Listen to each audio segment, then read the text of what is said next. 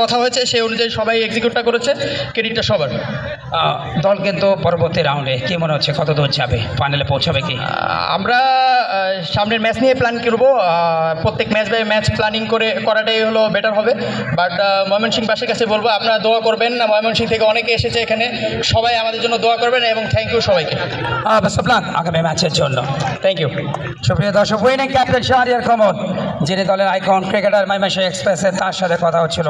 Ladies and gentleman, আমরা চলে যেতে চাই এই মুহূর্তে পুরস্কার বিতরণীতে। প্রথমেই highest sixers of the match, যে পুরস্কারটি স্পন্সর করেছে রোজা রাইডার্স কুষ্টিয়া, এবং সর্বাধিক 7টা ছক্কা আঁকেছেন মোহাম্মদ হোসেন রহমান, রংপুর রামসাগর কিংস।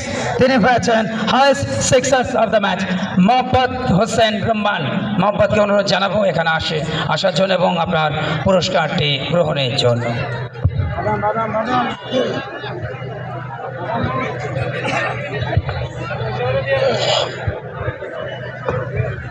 মোহাম্মদ হোসেন রহমান ব্রিলিয়ান্ট 50, 62 রানে চেষ্টা করেছিলেন, কিন্তু সতীর্থদের সাপোর্টের অভাবে দলকে তুলতে পারেননি পরবর্তী রাউন্ডে।